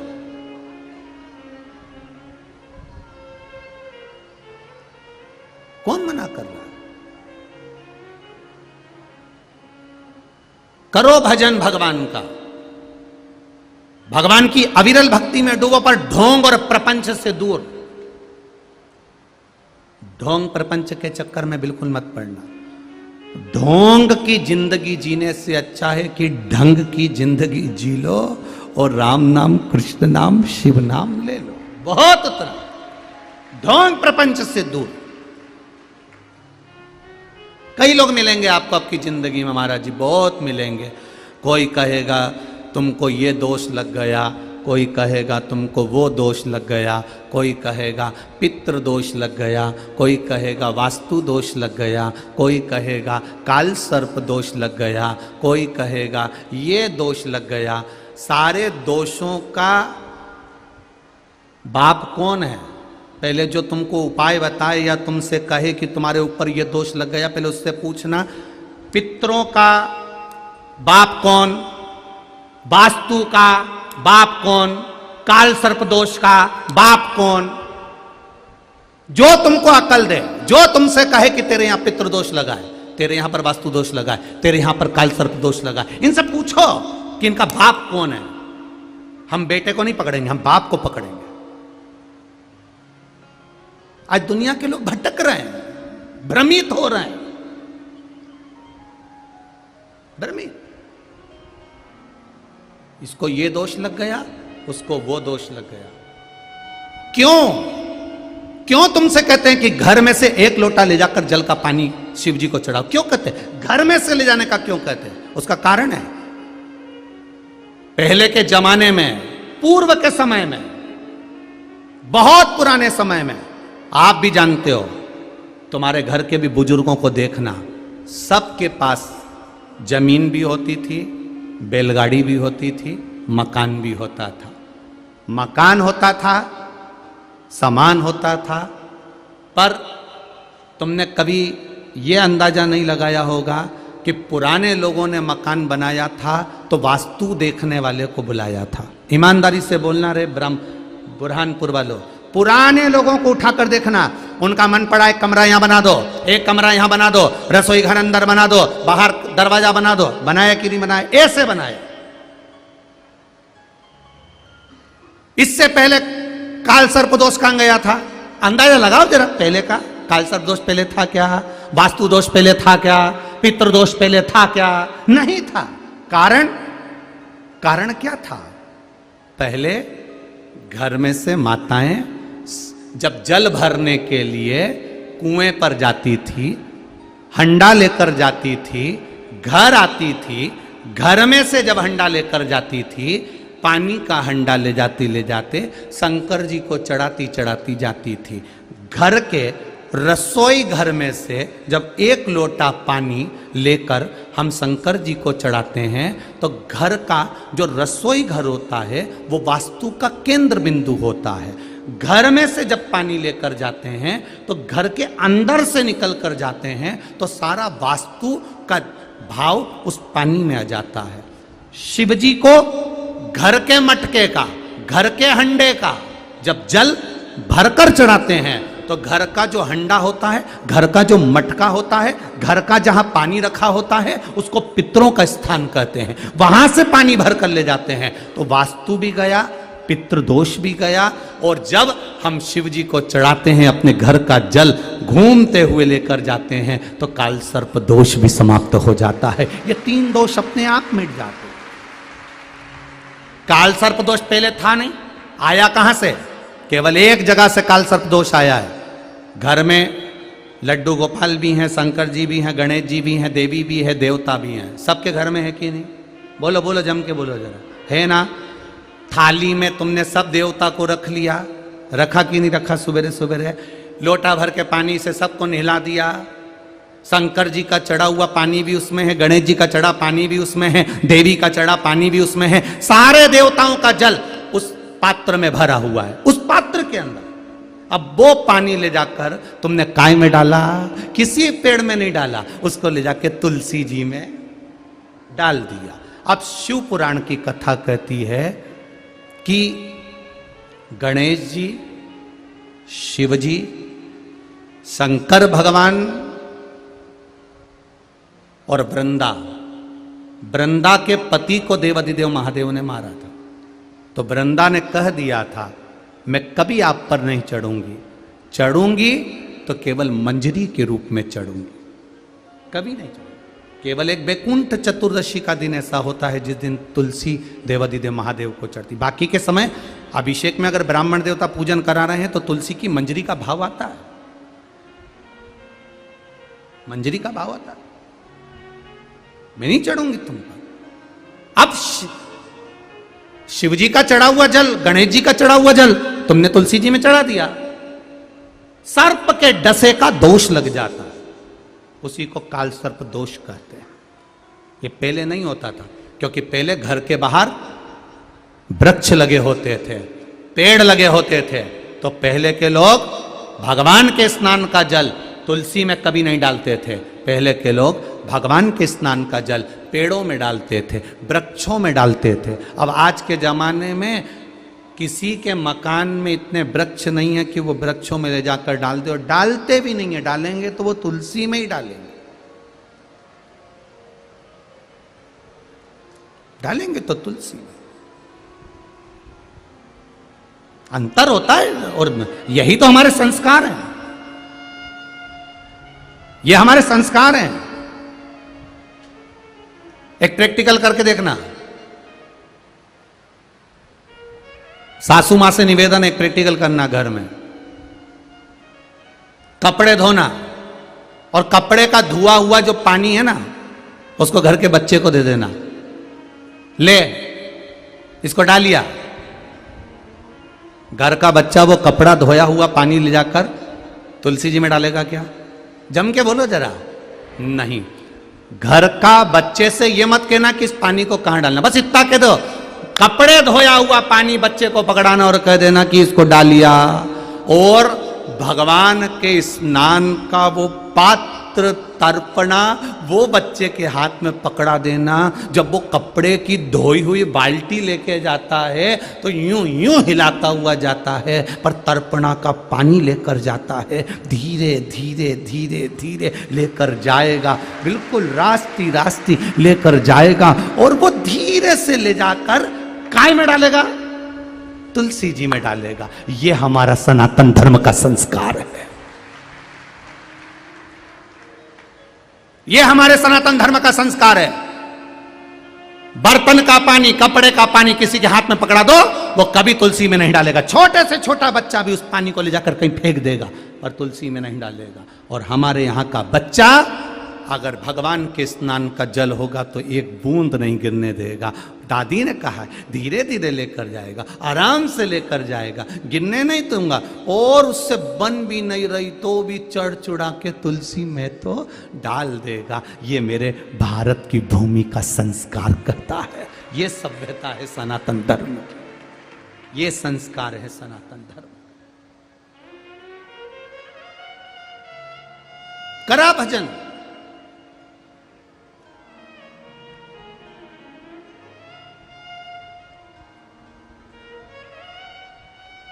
दुनिया के लोग कहते हैं रविदास जी चर्मकार थे। शिव महापुराण की कथा कहती है भजन करने वाला, कीर्तन करने वाला, मंत्र जाप करने वाला, भगवान की भक्ति में डूबने वाला कौन समाज का होता है किसी को नहीं मालूम, क्योंकि वो भगवान का होता है। जो भगवान का होता है उसका जात नहीं पूछी जाती कि कौन जात का है, वो तो भगवत भजन करने वाला है। मैं भारत की भूमि के जितने चर्मकार हैं, भारत की भूमि के जितने चर्मकार हैं, जितनी चर्मकार समाज के लोग हैं, उनको आज साधुवादता देता हूं। आपको गौरव होना चाहिए। आपके गुरु गंगा के घाट पर नहीं गए, गंगा ने गुरु को अपने पास बुला लिया। ये गौरव है आपका, ये गौरव है आपका। आपको प्रसन्नता होना चाहिए। दुख आएगा, सुख आएगा, जीवन में दुख सुख तो ये चलता है। मनुष्य की देह, मानव का शरीर है, चलना है, ये तो मिलना है। थोड़ा बहुत कष्ट आया गया, आया और गया, मिलेगा दुख सुख। किसको नहीं मिला? अश्वत्थामा के पिता गुरु द्रोणाचार्य को दुख मिला। एक गाय नहीं थी घर में, बेटे ने 4 वर्ष की आयु में तप कर कर शंकर भगवान को प्रकट करा और दूधेश्वर महादेव प्रकट हो गए, जिनका नाम टपकेश्वर महादेव भी पड़ा। शिवजी ने पूछा अश्वत्थामा से, तू 4 साल का है, दुनिया के लोग तप करते हैं तो हीरा सोना चांदी अंबर पीतांबर दौलत वैभव सत्ता मांगते हैं, तू क्या मांग रहा है? केवल गाय का दूध आज तक नहीं पिया, वो गाय माता का दूध मुझे पीना है। शिवजी कह रहे हैं गाय का दूध मांग रहा है, केवल गाय का दूध? हाँ, केवल गाय का दूध। गाय का दूध तो तुझे कोई भी दे देता रे अश्वत्थामा। अश्वत्थामा कहते हैं नहीं नहीं महादेव, मुझे तो केवल गाय का दूध ही चाहिए, और कुछ भी मांग ले। नहीं नहीं नहीं नहीं, मुझे और कुछ नहीं चाहिए, केवल गाय का दूध, उसके सिवाय कुछ नहीं, केवल गाय का दूध।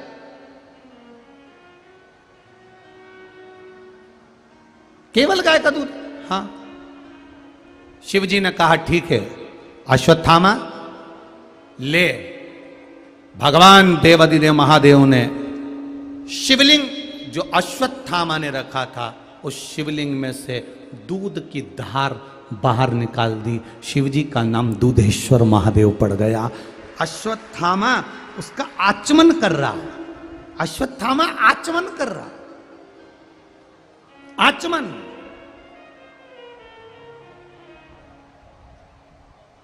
और अश्वत्थामा जब आचमन कर रहे हैं, आचमन कर रहे हैं, वो गाय के दूध का आचमन अश्वत्थामा कर रहे हैं, गाय के दूध का आचमन।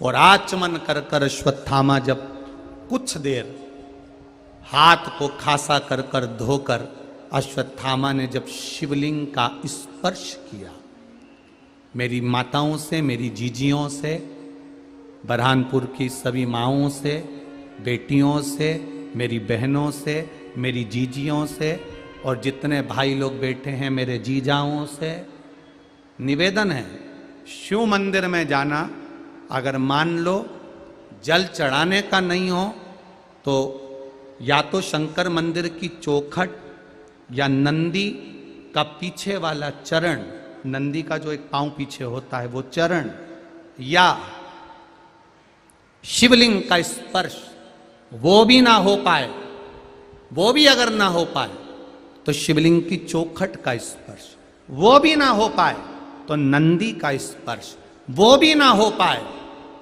तो जिस भूमि से, जिस रास्ते से मंदिर के अंदर प्रवेश करते हो उस भूमि का भी अगर स्पर्श हो जाता है तो शिव तत्व प्राप्त हो जाता है। शिव तत्व मिल गया महाराज, शिव की प्राप्ति हो जाती है, फिर वो रुकता नहीं महाराज।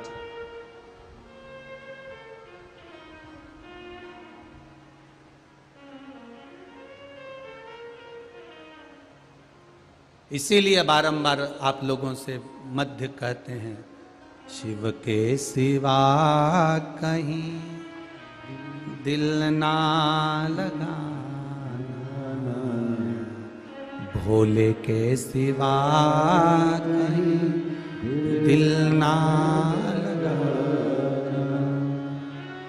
नहीं तो पड़ेगा तुझे आंसू बहाना, भोले के सिवा कहीं दिल ना लगाना, भोले के सिवा कहीं दिल ना लगाना, भोले के सिवा कहीं दिल ना लगाना, वरना पड़ेगा तुझे आंसू बहाना, वरना पड़ेगा तुझे आंसू बहाना, भोले के सिवा कहीं दिल ना लगाना, भोले के सिवा कहीं दिल ना लगाना। ताली सेवा देते बड़े भाव से।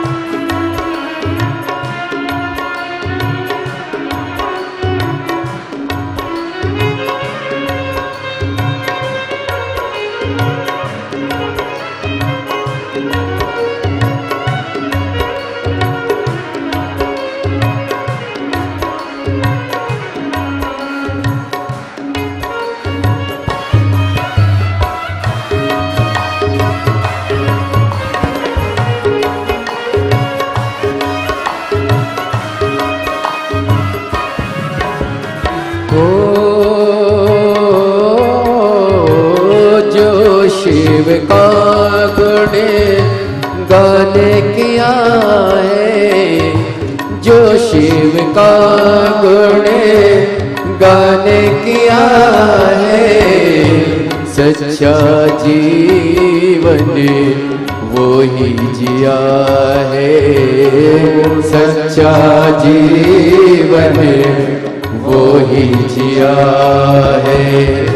सुमिरन के बल से तुझे, सुमिरन के बल से तुझे मुक्ति है पाना, शिव के सिवा कहीं दिल ना लगाना, शिव के सिवा कहीं दिल ना लगाना।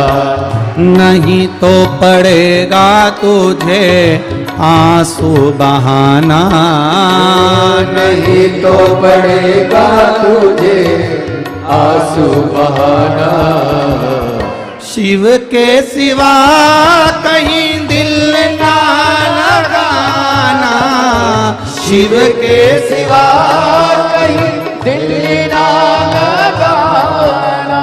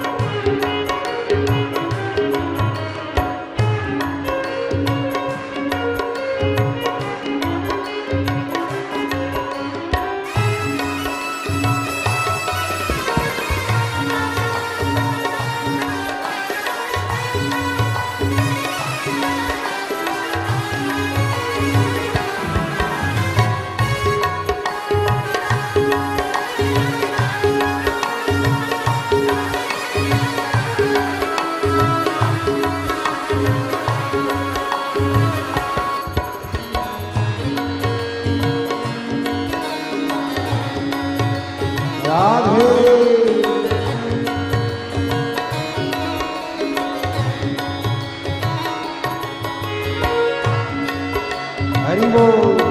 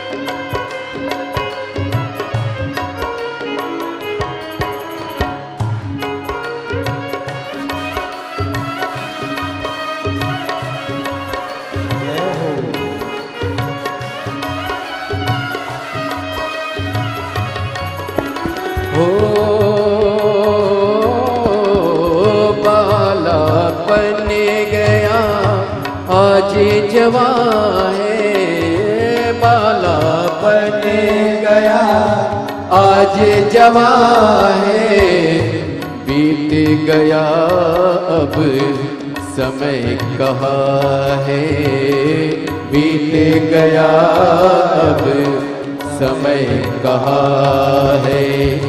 सोच समझ के, सोच समझ के वक्त गवाना, शिव के सिवा कहीं दिल ना लगाना, शिव के सिवा कहीं दिल ना लगाना।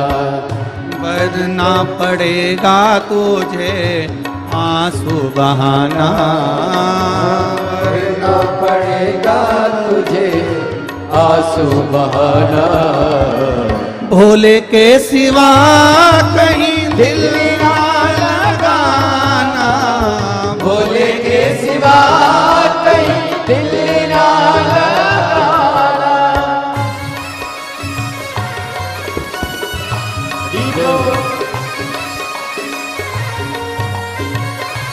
जय हो।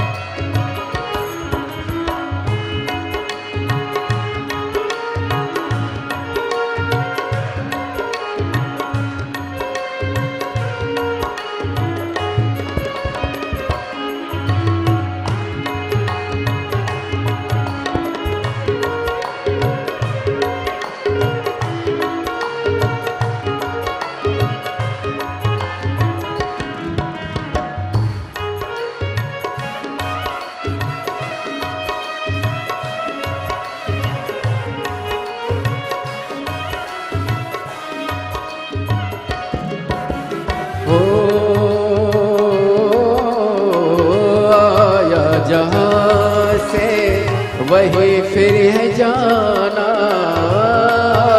जहाँ से वही फिर है जाना। वहाँ साथ जाए ना पैसा खजाना, वहाँ साथ जाए ना पैसा खजाना। पूछेगा तो क्या, पूछेगा तो क्या, करोगे बहाना। भोले के सिवा कहीं दिल ना लगाना, भोले के सिवा कहीं दिल ना लगाना। वरना पड़ेगा तुम्हें आंसू बहाना, वरना पड़ेगा तुझे आंसू बहाना। भोले के सिवा कहीं दिल ना लगाना, भोले के सिवा कहीं दिल ना लगाना। शिव के सिवा कहीं दिल ना लगाना, शिव के सिवा कहीं दिल ना लगाना। भोले के सिवा कहीं दिल ना लगाना, भोले के सिवा कहीं दिल ना लगाना। भोले के सिवा कहीं दिल ना लगाना, भोले के सिवा कहीं दिल ना लगाना। शिव के सिवा कहीं दिल ना लगाना, दिल ना लगाना।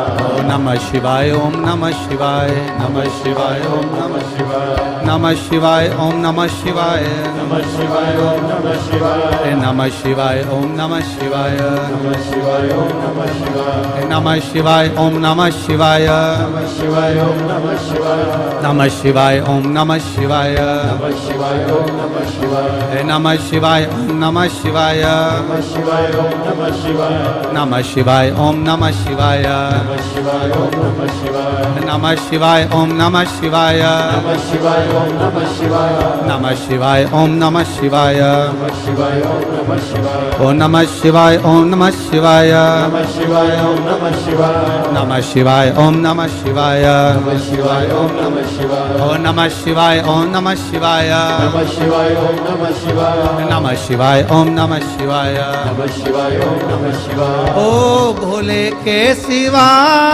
कहीं दिल ना लगाना, भोले के सिवा कहीं दिल ना लगाना।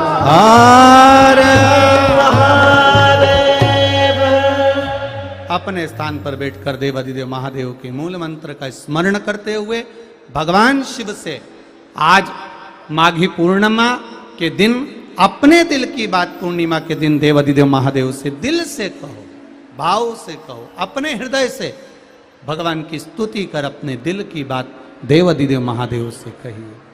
श्री शिवाय नमस्तु, श्री शिवाय नमस्तु, श्री शिवाय नमस्तु, श्री शिवाय नमस्तु, श्री शिवाय नमस्तु। भोला सब दुख काटो मार, ओ भोला सब दुख काटो मार। शिव शंकर जपो तेरी माला, भोले बाबा जपो तेरी माला, भोला सब दुख काटो मारा, ओ भोला सब दुख काटो मारा। वेश है मंगल मंगलकारी, वैश है मंगल मंगलकारी, शमशान वासी हमारा शमशान वासी हमारा, भोला सब दुख काटो मारा, ओ भोला सब दुख काटो मारा। भगवान शिव से अपने हृदय की बात कहते चलो। क्या गुरु द्रोणाचार्य के जीवन में दुख नहीं आया है? ये तकलीफ, ये कष्ट, परेशानियां, दुख जो मृत्यु लोक में जन्मा है उसको आना ही है। बहुत ध्यान लगाइएगा इस बात के लिए। कहीं किसी ढोंग में और किसी प्रपंच में या कहीं इधर उधर के चक्कर में मत पड़ जाना कि कोई तुम्हारा दुख मिटा देगा। तुम्हारा दुख मिटाने वाला कोई दूसरा नहीं होगा। तुम्हारे कर्म का भोग तुम्हें भोगना है, इसलिए तुम्हारा दुख भगवान के भजन से तुम मिटा सकते हो। किसी में सामर्थ्यता नहीं है कि कोई ऐसा चमत्कार कर दे या कोई ऐसी भभूति दे दे जिससे तुम्हारा दुख मिट जाए। बहुत कठिन है महाराज, किसी के चक्कर में मत आना। अपने कर्म का भोग अपने को भोगना पड़ेगा। कल कथा में कहा था अपने को स्वयं छींकना पड़ेगा। तुम्हारी छींक पड़ोसन्नी छींकेगी, तुम्हारी खांसी पड़ोसन्नी खांसेगी, तुम्हारे बत्तल का भोजन पड़ोसी नहीं करेगा।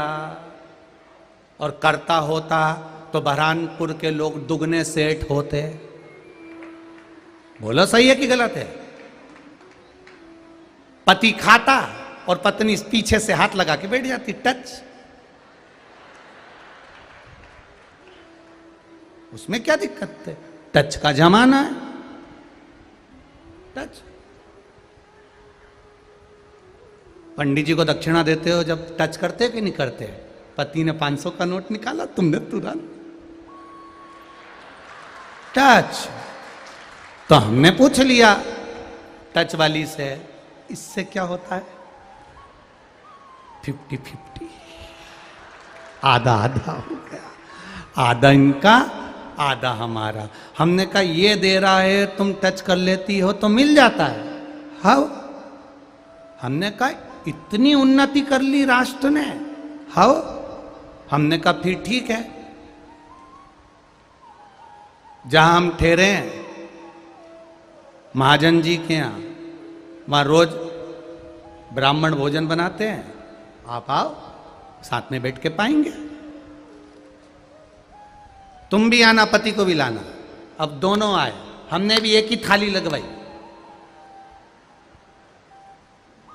तो इतने में पति ने कहा ये भी खा के नहीं आई है। हमने कहा टच कौन करेगा?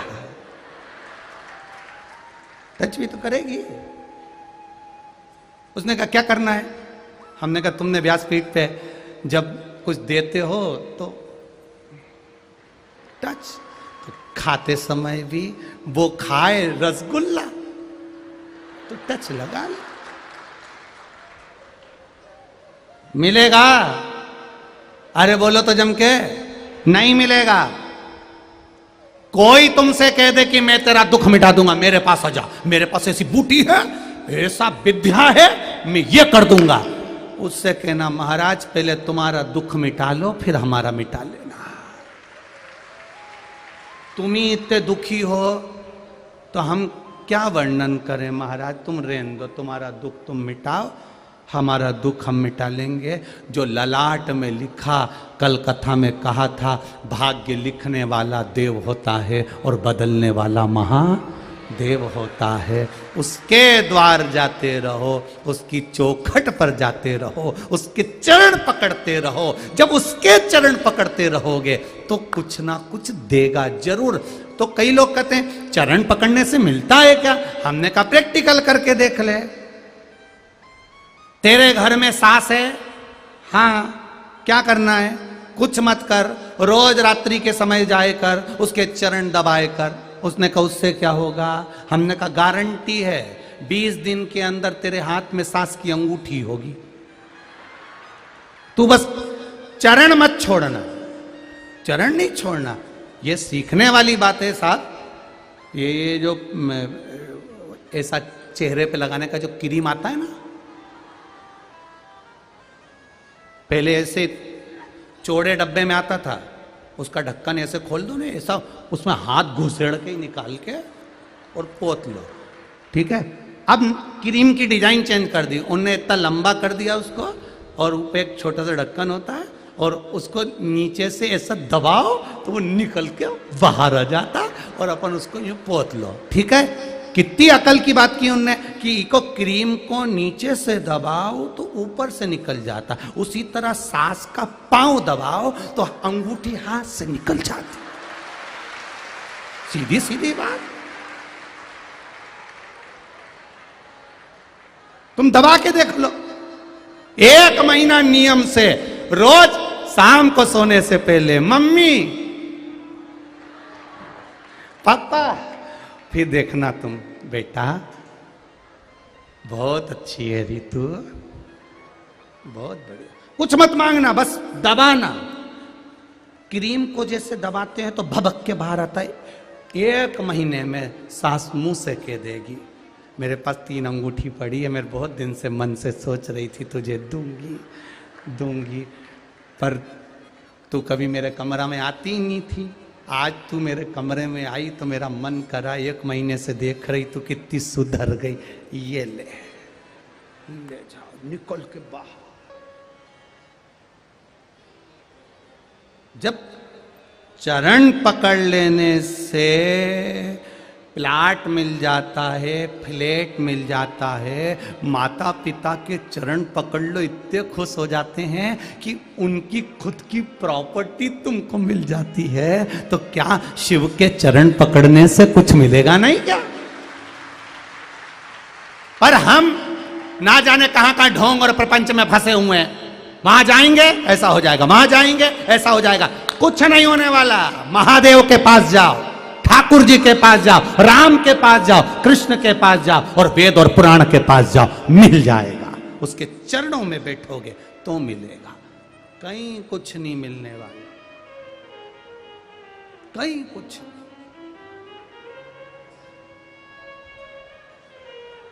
ओ संसार में बहुत झमेला है री बरहानपुर वाली, अरियो बरहानपुर वाली जी बहुत झमेला है संसार में, बहुत झमेला। दुख आएगा, आपको मिटाना है, आपको झेलना।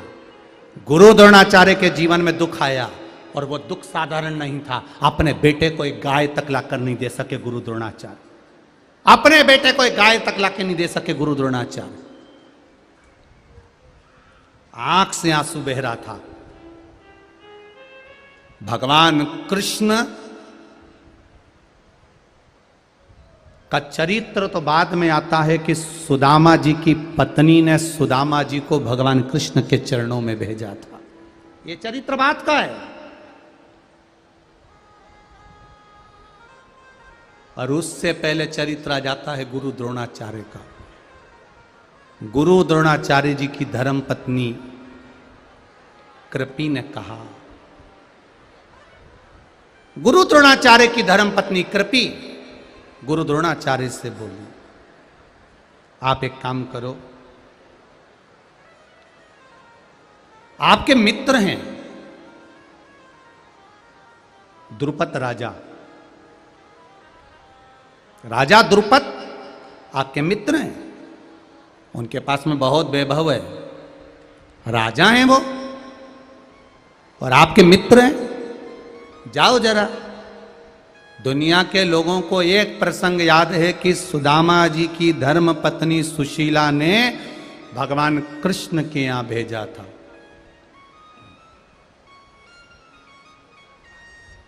कितनी चतुर थी सुशीला,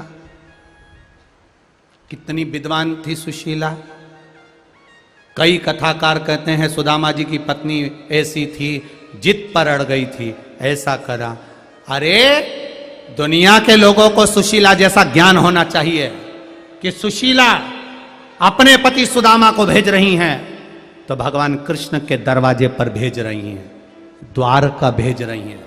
नहीं तो आज की पत्नी पति को सुबह से उठा के दूध की थैली लेने भेजती है,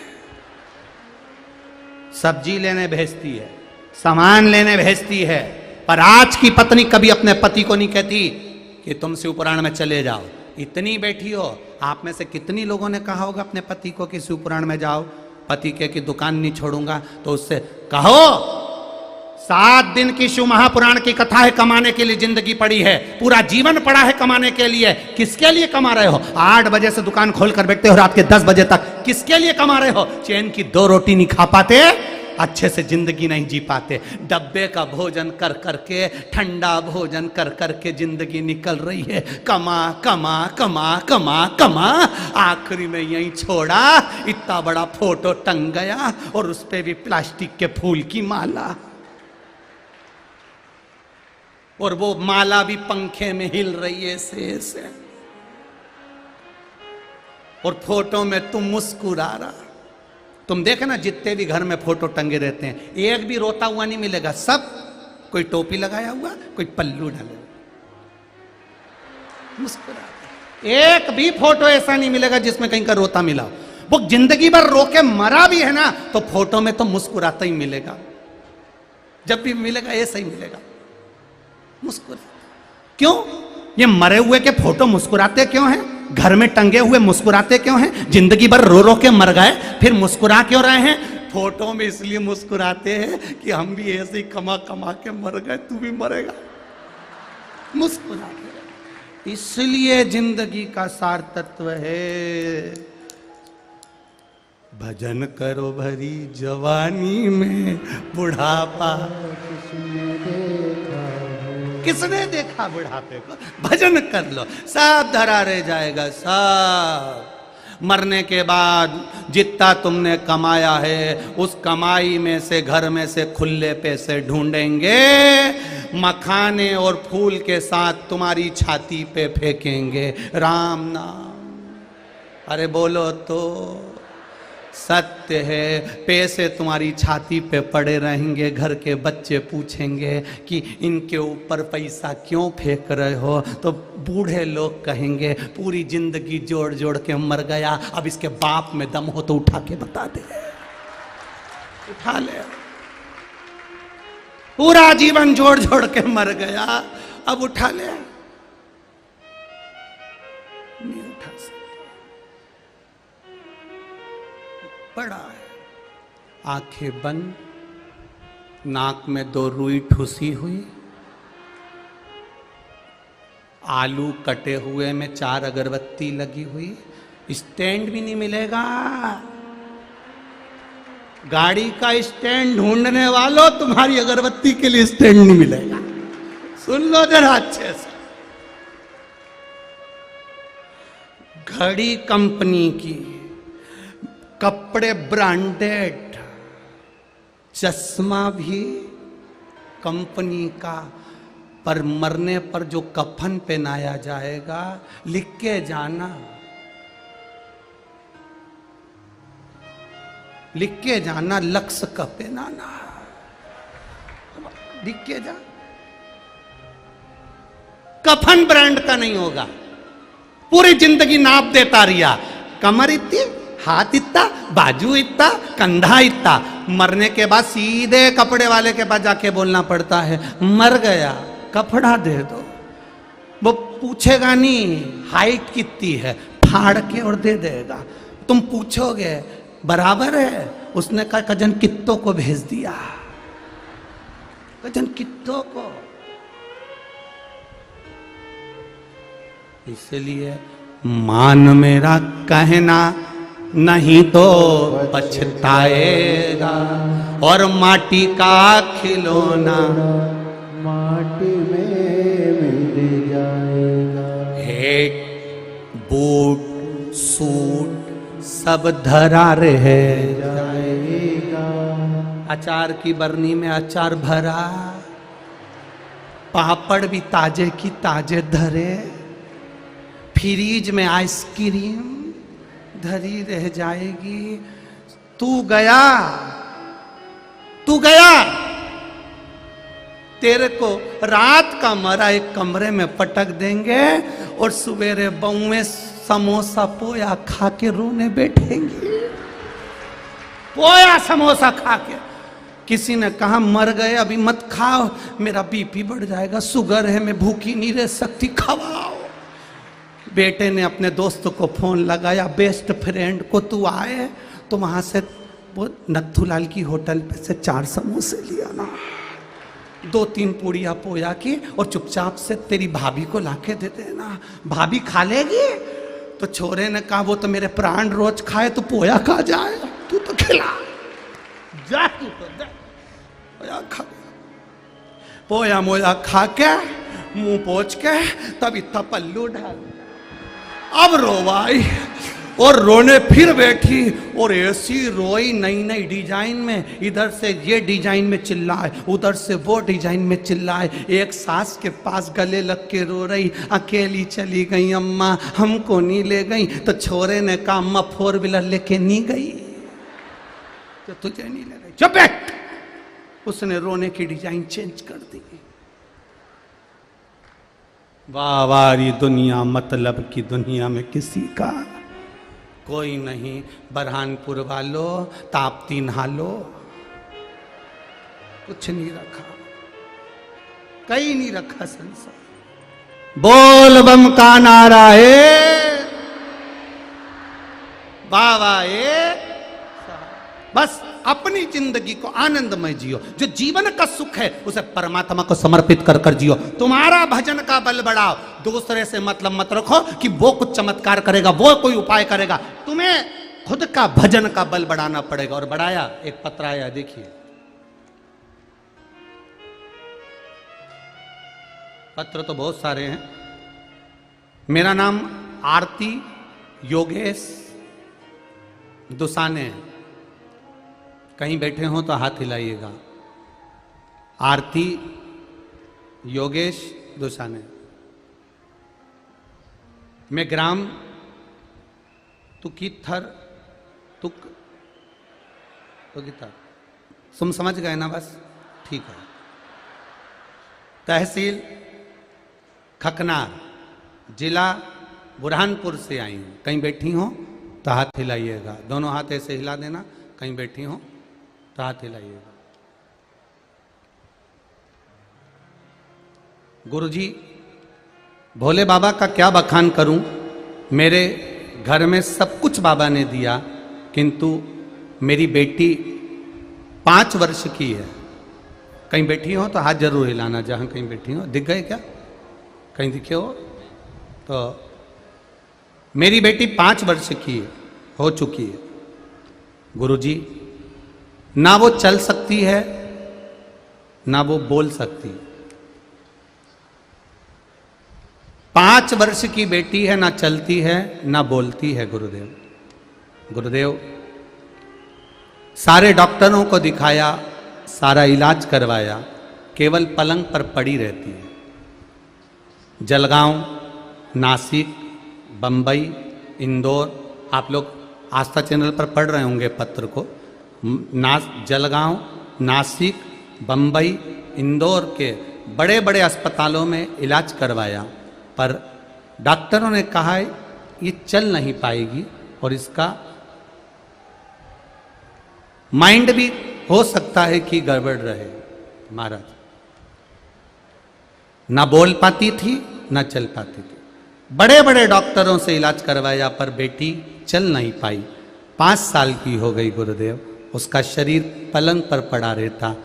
एक माँ बाप से पूछिएगा गुरुजी कि बेटी की हालत ये देखकर दुख कितना होता है।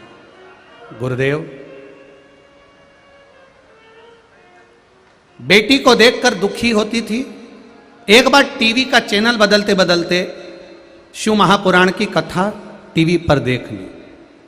बस उस दिन से मेरे मन में ललक आ गई कि अब मैं बेटी की सेवा करती हूं। पलंग पर पड़ी हुई बेटी को जैसे जैसे सेवा करती हूं, वैसी की वैसी सेवा मेरे महादेव के मंदिर जाकर करूंगी। मैंने शिव जी के मंदिर जाना चालू कर दिया। रोज जाती, बाबा के मंदिर में झाड़ू लगाती, पोछा लगाती, दिया जलाती, झाड़ू पोछा लगाकर शिव जी का स्नान पूजन कर देती। गुरुदेव, जल चढ़ा हुआ बेटी को लाती, बेलपत्र उठाकर लाती, बेटी को चूरा कर कर उसके मुंह में डाल देती, पानी उसको पिला देती। बस ऐसा करते करते मेरे मन में आया कि मैं पशुपति व्रत चालू कर दूं। मैंने पशुपति व्रत पहला चालू करा। प्रथम व्रत के दिन मैं शिव जी के मंदिर गई, पूजन करी, पहले बच्ची का पूरा काम करा, फिर बाबा के चरणों में जाकर मैंने निवेदन करा, बाबा बेटी का जीवन बड़ा विचित्र जीवन होता है, ऐसी पलंग पर पड़ी रहेगी तो उसको लोग क्या कहेंगे। बाबा 5 साल की हो गई, एक बार भी उठ के नहीं बैठी है, बाबा इस पर कृपा करिए। और बच्ची को घर पर छोड़कर मैं अकेली शिव जी के मंदिर में पशुपति